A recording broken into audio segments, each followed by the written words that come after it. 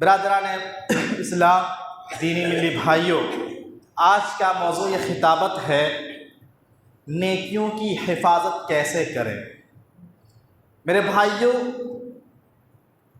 ہم اور آپ نیکیاں کماتے ہیں، نیکیاں کرتے ہیں، نماز، روزے، صدقہ، قرآن کی تلاوت، دعائیں، غریبوں کی مدد، مسکینوں کی مدد، مساجد میں تعاون، مدارس میں تعاون، ایک دوسرے کے ہمدرد، الغرض ہم نیکیاں کماتے ہیں، نیکیاں کرتے ہیں۔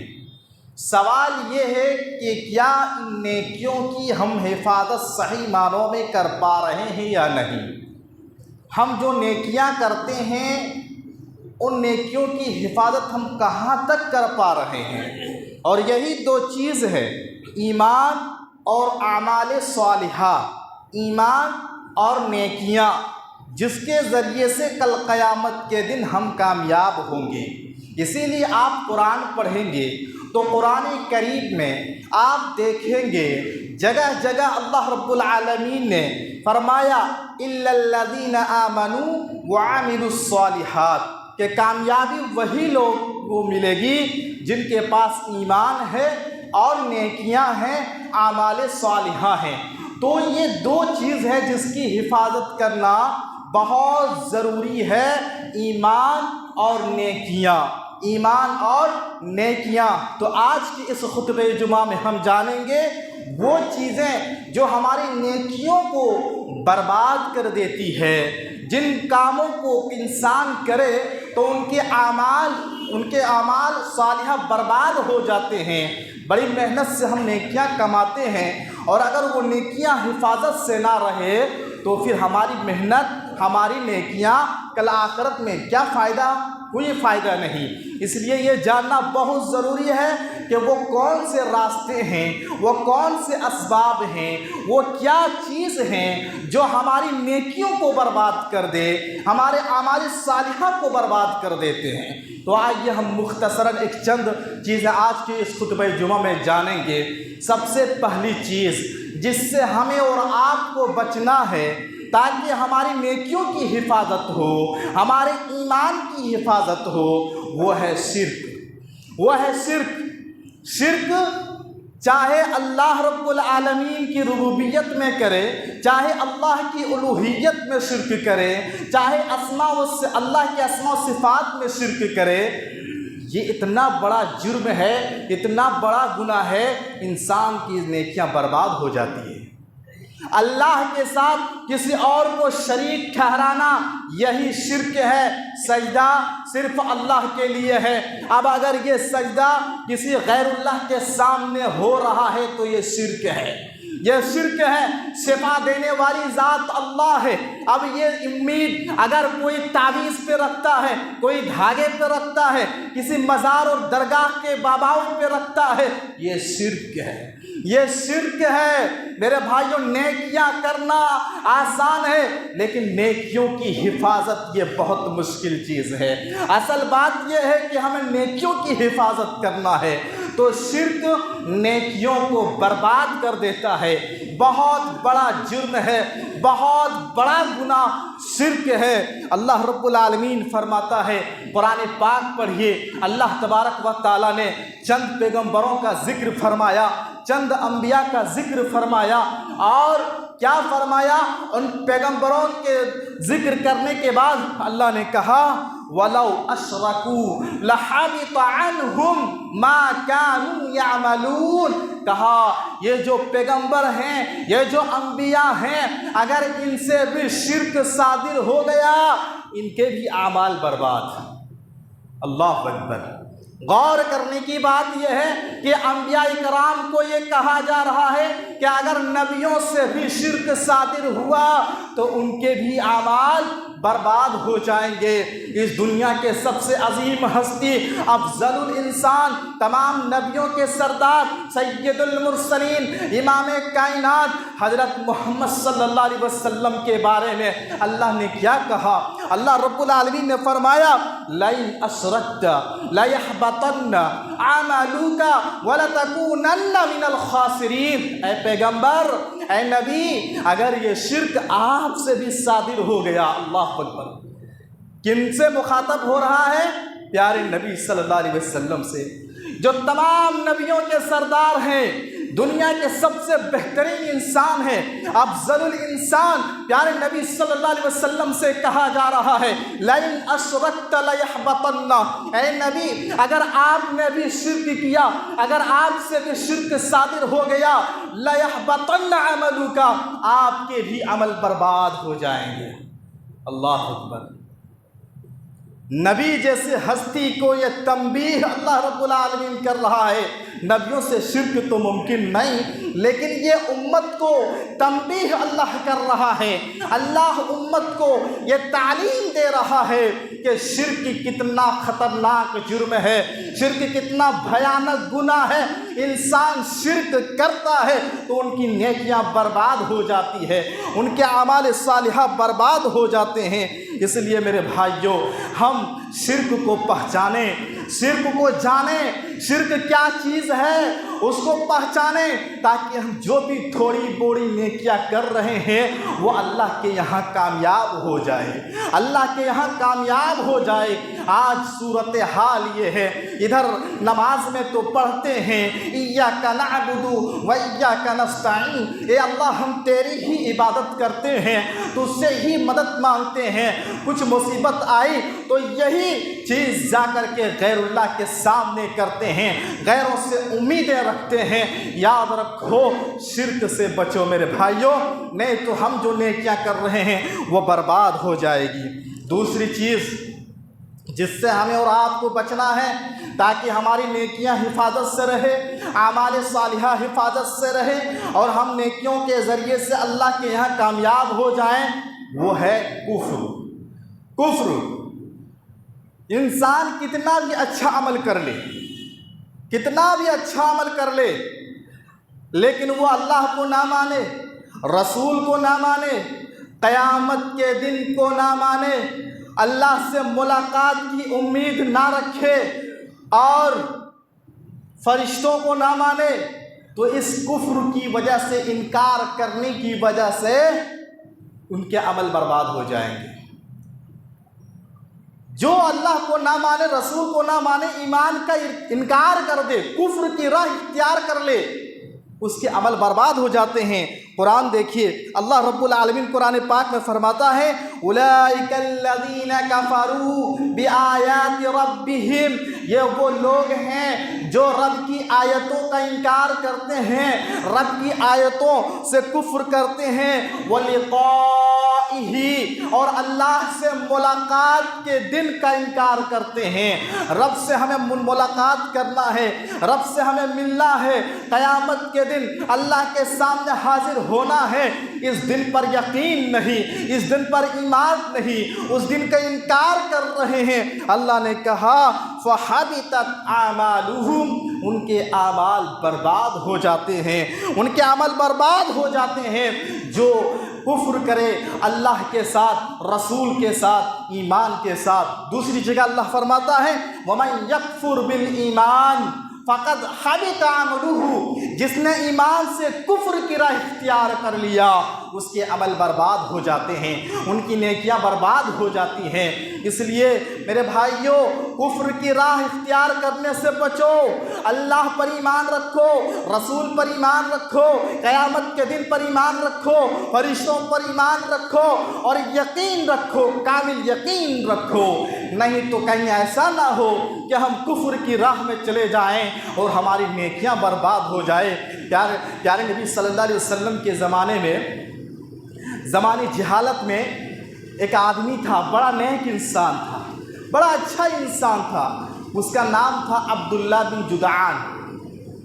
عبداللہ بن جدعان بڑا نیک انسان تھا، بھوکوں کو کھانا کھلاتا تھا، حاجیوں کی خدمت کرتا تھا، مسکینوں کو کھانا کھلاتا تھا، خدمت خلق کرتا تھا، بڑا اچھا انسان تھا۔ حضرت عائشہ رضی اللہ عنہا نے پیارے نبی صلی اللہ علیہ وسلم سے پوچھا عبداللہ بن جدعان کے بارے میں، اللہ کے رسول کیا ان کی نیکیاں کام آئیں گی؟ کیا ان کے جو نیک کام ہیں وہ کام آئیں گے اللہ کے یہاں؟ تو اللہ کے رسول نے فرمایا نہیں۔ کیوں؟ اس لیے کہ اللہ کے نبی نے فرمایا اس نے کبھی بھی یہ نہیں کہا کسی دن کہ ہمیں اللہ رب العالمین قیامت کے دن ہمیں معاف کر دے، بخش دے۔ کیوں؟ اس لیے کہ وہ اللہ کو مانتا نہ تھا، قیامت کے دن کو مانتا نہ تھا، آخرت کو مانتا نہ تھا، کہا اسی لیے اس کی ساری نیکیاں آخرت میں کوئی کام نہیں آئے گی، کوئی کام نہیں آئے گی۔ اس لیے کفر سے بچیں، ایمان کو مضبوط کریں۔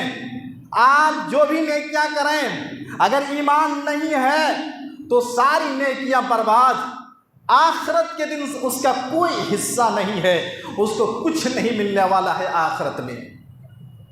تو یہ دوسری چیز ہے جس کی وجہ سے نیکیاں برباد ہو جاتی ہیں، اس سے بچنا ہے تاکہ ہم جو نیکی کر رہے ہیں وہ نیکی حفاظت سے رہے اور اس کے ذریعے سے ہم کامیاب ہو جائیں۔ تیسری چیز جس کی وجہ سے نیکیاں برباد ہو جاتی ہیں، اعمال صالحہ برباد ہو جاتے ہیں، بڑی اہم چیز ہے، اور آج کے اس دور میں یہ چیز بہت زیادہ پائی جا رہی ہے، جس سے ہم سب کو بچنا ہے اور ایک دوسرے کو بچنے کی تلقین بھی کرنا ہے۔ وہ کیا ہے؟ ارتداد۔ ارتداد کیا ہے؟ ارتداد کسے کہتے ہیں؟ ارتداد کہتے ہیں ایک مسلمان ہے، ایمان والا ہے، اور ایمان کو چھوڑ کر، اسلام کو چھوڑ کر دوسرے کے مذہب کو قبول کر لے، یہی ارتداد ہے۔ ایک انسان ایمان لایا، مسلمان ہے، اور پھر اسلام کو چھوڑ کر دوسرے دھرم کو قبول کر لے، یہی ارتداد ہے، اور ایسے لوگوں کو مرتد کہا جاتا ہے۔ ایسے لوگوں کو کیا کہا جاتا ہے؟ ایسے لوگوں کو مرتد کہا جاتا ہے۔ اور مرتد کا کیا انجام ہے؟ مرتد کا کیا حشر ہے؟ اس کے ساری نیکیاں برباد ہو جاتی ہے۔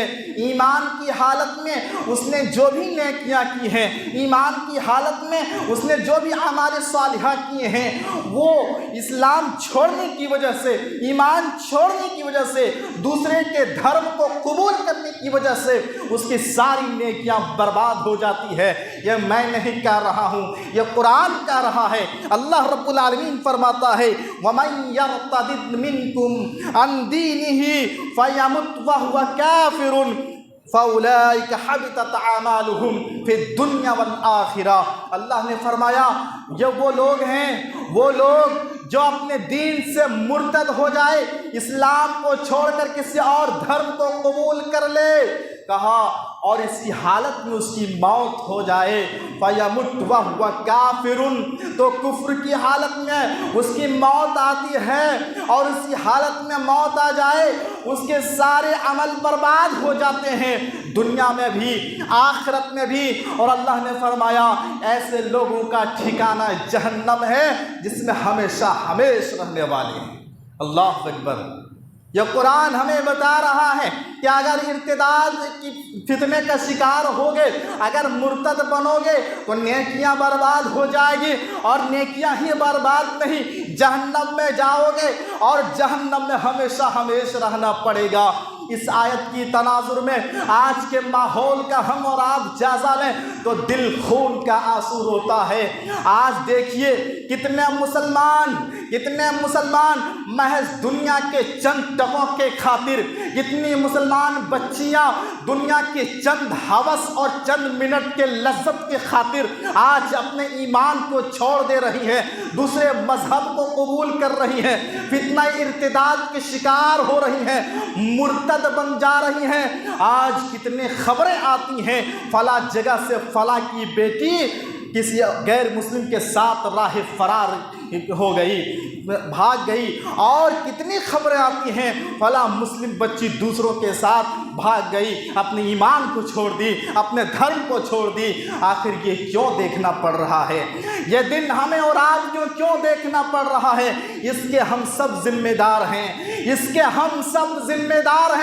اس لیے کہ آج ہم نے اس کی ایمان کی حفاظت کے لیے کیا انتظام کیا ہے؟ آج یہ نوجوان نسل بے راہ روی کے شکار ہو رہے ہیں، اس کے ذمہ دار ہم سب ہیں۔ کیوں؟ اس لیے کہ اس کی حفاظت کے ہم نے کیا انتظام کیے ہیں۔ آج نوجوانوں کی حفاظت کے لیے، نوجوان کے اخلاق کی حفاظت کے لیے آج ہم نے کیا انتظام کیا ہے؟ ہم سب اس کے ذمہ دار ہیں۔ ماں باپ اولین ذمہ دار ہیں، ماں باپ سب سے پہلے ذمہ دار ہیں، ساتھ میں ہم سب بھی ذمہ دار ہیں۔ آخر ہم نے کیوں نہیں ایسا کوئی اقدام اپنایا کہ جس کے ذریعے سے ہم اپنی بچیوں کی ایمان کی حفاظت کر سکیں، ہم اپنے نوجوان نسل کو صحیح راہ دکھا سکیں۔ آج ہمارے نوجوان دیکھیے ہر طرح کی برائی کے شکار ہو رہے ہیں۔ شراب، آپ دیکھیے ڈرگس، نشیلی چیزیں، غیر محرم سے باتیں، اور شادی سے پہلے محبت کے یہ عشق محبت کے فتنے، آج نوجوانوں میں یہ چیزیں عام ہیں۔ اس کے ذمہ دار کون ہیں؟ اس کے ذمہ دار کون ہیں؟ میرے بھائیو، ہوش میں آئیے، ہوش میں آئیے، اور کوئی ایسا راستہ اپنائیے کہ ہم اپنے نوجوانوں کی صحیح راستہ دکھا سکیں، اپنی مسلم بچیوں کو کفر اور ایمان سے، کفر کے راستے پر جانے سے بچا سکیں، ورنہ کل ہم سب پکڑے جائیں گے، ہم سب پکڑے جائیں گے۔ ماں باپ تو پہلے ذمہ دار ہیں ہی، لیکن ہم سب کی بھی ذمہ داری ہے۔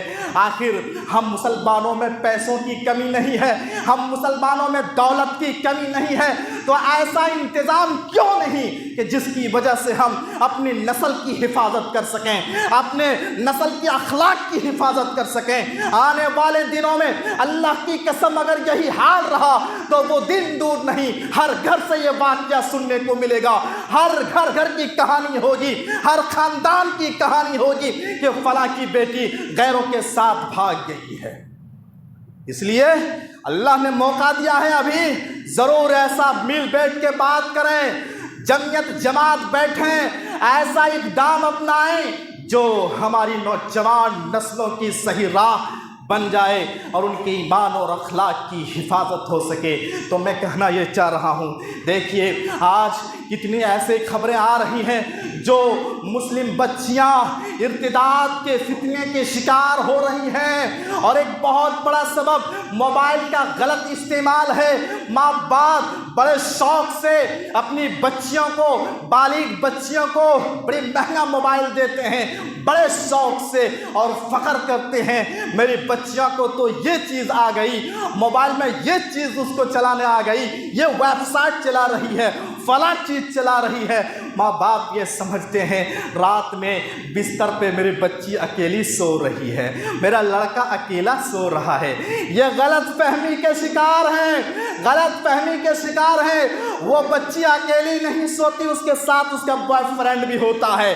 وہ لڑکا اکیلے نہیں ہوتا، اس کے ساتھ اس کی گرل فرینڈ ہوتی ہے، آن لائن چیٹنگ ہوتی ہے، رات بھر گفتگو ہوتی ہے، ویڈیو کالنگز ہوتے ہیں۔ یہ آج کے دور کے کڑوا سچ ہے، اور یہ ہر گھر کی کہانی ہے، یہ ہر گھر کی کہانی ہے جسے ہر ماں باپ چھپاتا ہے۔ کب تک ہم دیکھ کے بھی اپنی نظر کو پھیر لے رہے ہیں؟ میرے بھائیو، ہوش میں آئیے، آپ موبائل دیتے ہیں، نگرانی کیجئے، وہ ڈاٹا آپ جو ریچارج کرتے ہیں وہ ڈاٹا کہاں استعمال کر رہی ہے، وہ کہاں استعمال کر رہی ہے۔ آج اسی موبائل کے غلط استعمال کی وجہ سے عشق محبت کے فتنے کتنے عام ہو چکے ہیں، عشق محبت کے فتنے کتنے عام ہو چکے ہیں۔ 10-12 سال کے بچیوں کو آپ دیکھیے، آپ حیران رہ جائیں گے، ایسے راستے اختیار کر رہے ہیں۔ کیوں؟ یہی موبائل کا غلط استعمال۔ موبائل اپنی جگہ صحیح ہے، موبائل غلط نہیں ہے، اس کا استعمال کرنے والے کے اوپر ہے۔ ہم بچیوں کو موبائل دیتے ہیں تو اس کی نگرانی کیجئے، نہیں تو موبائل مت دیجئے۔ اور اس سے پہلے تعلیم اور تربیت کی ضرورت ہے۔ ہم تعلیم تو مہنگی دے رہے ہیں لیکن تربیت نہیں دے پا رہے ہیں۔ ہزاروں لاکھوں روپیہ ہم سالانہ کاؤنٹر پہ جا کر اسکولوں میں ہم فیس بھر رہے ہیں، لیکن دین کی تعلیم کی جب بات آتی تو 100 روپیہ بھی ہمارے جیب سے نہیں نکلتا، ہم غریب ہو جاتے ہیں۔ ایمان اور اخلاق کی بات آتی ہے، ہم وہاں بہت پیچھے ہو جاتے ہیں۔ میرے بھائیوں، یہ دینی تعلیم نہیں ہوگی اور تربیت نہیں ہوگی، تعلیم آپ دلوا لیجئے لیکن تربیت اگر نہیں ہے تو اخلاق کی حفاظت بہت مشکل ہے۔ صرف تعلیم سے اخلاق کی حفاظت نہیں ہوتی، تربیت سے اخلاق کی حفاظت ہوتی ہے، اور تربیت ماں باپ سے سیکھتے ہیں، تربیت اپنے استاد سے سیکھتے ہیں، تربیت اپنے بڑوں سے سیکھتے ہیں۔ اگر چاہتے ہو کہ انہیں تربیت ملے، تعلیم سے زیادہ ضرورت تربیت کی ہے۔ تربیت نہیں تو اللہ وہ پڑھ کر بھی جاہلوں کی طرح حرکت کرے گا، وہ پڑھ کر بھی جاہلوں کی طرح حرکت کرے گا۔ تربیت نہیں ہے، اس لیے تعلیم کے ساتھ ساتھ تربیت بہت ضرورت ہے، بہت ضرورت ہے۔ الغرض میں کہنا یہ چاہ رہا ہوں، آج ارتداد کو جو فتنہ عام ہو رہا ہے، ان چیزوں کی وجہ سے موبائل کا غلط استعمال، تربیت کی کمی ہے، تعلیم کی کمی ہے۔ لہٰذا اپنے ایمان کی حفاظت کریں، اپنی نسلوں کی حفاظت کریں۔ تو نیکیوں کی برباد کر دینے والا ایک بہت بڑا سبب فتنہ ارتداد ہے، اس سے بچے اور اپنی نسلوں کو بچائے۔ اور آخری بات بتا کر میں اپنی بات ختم کروں گا کہ نیکیوں کو برباد کر دینے والی چیز تنہائی کا گناہ، تنہائی کا گناہ۔ لوگ کیا سمجھتے ہیں، ہم لوگوں کی نظروں سے الگ ہے، چھپکے ہیں اور حرام کا ارتکاب کر رہا ہے۔ تو اکیلے میں جو گناہ انسان کرتا ہے تنہائی میں، اس تنہائی میں گناہ کرنے کی وجہ سے اس کی نیکیاں برباد ہو جاتی ہے۔ حضرت ثوبان رضی اللہ عنہ بیان کرتے ہیں، پیارے نبی صلی اللہ علیہ وسلم نے فرمایا، میں جانتا ہوں میری امت کے ایسے لوگوں کو یاتون یوم القیامت بحسنات، قیامت کے دن ڈھیر ساری نیکیاں لے کر آئے گا، بہت ساری نیکیاں۔ آپ نے مثال دیا تہامہ پہاڑ کے مانند ان کی نیکیاں ہوگی۔ آپ نے فرمایا لیکن ان کی نیکیاں ہباء منثورا، بھوسا بنا کر اڑا دیا جائے گا، ان کی نیکیوں کی کوئی حیثیت نہیں رہ جائے گی، ساری نیکیاں برباد ہو جائے گی۔ کیوں؟ صحابی رسول نے پوچھا، اللہ کے رسول وہ کون لوگ ہوں گے، ان کے بارے میں ہمیں بھی بتا دیجئے، کہیں ایسا نہ ہو کہ ہم ان لوگوں میں ہو جائیں۔ ان لوگوں کی کیا صفات ہے، کون لوگ ہوں گے؟ آپ نے فرمایا وہ تمہارے بھائی ہی میں سے ہوں گے، تمہاری قوم میں سے ہوں گے، جو تمہاری طرح راتوں میں قیام کریں گے، نمازوں پڑھیں گے اور دینداری کو دکھائیں گے، لیکن جب خلوت میں ہوں گے، جب تنہائی میں ہوں گے، جب اکیلے میں ہوں گے تو گناہ کا ارتکاب کریں گے، حرام کاموں کا ارتکاب کریں گے، جس کی وجہ سے اس کی نیکیاں برباد ہو جائے گی۔ اور میرے نوجوانوں، تمہارے ہاتھ میں بڑا موبائل ہے، تم تنہا رہتے ہو، ذرا سوچو ہم موبائل کا کیسا استعمال کر رہے ہیں۔ لوگوں کے سامنے تو بہت اچھے بنتے ہیں، لیکن جب اکیلے رہتے ہیں، جب تنہا ہوتے ہیں تو ذرا دیکھو اس تنہائی میں کہیں ہم گناہ کا ارتکاب تو نہیں کر رہے ہیں، تنہائی میں کہیں برائی کا ارتکاب تو نہیں کر رہے ہیں۔ یاد رکھو اگر تنہائی میں ہم گناہ کر رہے ہیں تو نیکیاں برباد ہو جائے گی، اعمال صالحہ برباد ہو جائیں گے۔ اور ہر کوئی جانتے ہیں اپنی تنہائی کے بارے میں تنہائی میں کیا کرتا ہوں مجھے خود پتا ہے، آپ تنہائی میں کیا کرتے ہیں آپ کو خود پتا ہے، اور ہم سب کہ علم اللہ رب العالمین کے پاس ہے، ہم لوگ کیا کر رہے ہیں اللہ دیکھتا ہے، اللہ کی نظروں سے ہم بچ نہیں سکتے ہیں۔ یہ چند باتیں تھیں، اللہ رب العالمین سے دعا کیجئے اللہ رب العالمین ہم سب کو ان راستوں سے بچائے جو ہماری نیکیوں کو برباد کر دے، اعمال صالحہ کو برباد کر دے، ہمارے ایمان کو برباد کر دے۔ اللہ ان راستوں سے ہم سب کی تو حفاظت فرما، اور جب تک تو زندہ رکھ اللہ ایمان پر عمل صالحہ کی توفیق دے، اور اللہ جب ہمیں خاتمہ نصیب فرما عقیدہ توحید پر خاتمہ نصیب فرما۔ اللہ جو بیمار ہیں شفا دینے والا تو ہے، تو نے شفائی کاملہ وعاجلہ عطا فرما، جو پریشان ہیں ان کی پریشانیوں کو دور کر، جو قرض میں ڈوبے ہوئے ہیں اللہ تو نے ادائیگی قرض کی توفیق عطا فرما، جو اللہ تیرے گھر سے دور ہیں نمازوں سے دور ہیں اللہ تو توفیق دے وہ نماز کا پابند بن جائے، تیرے گھر کو آباد کرنے والے بن جائے۔ اللہ جب ہمیں خاتمہ نصیب فرما لا الہ الا اللہ نصیب فرما، آمین، تقبل رب العالمین۔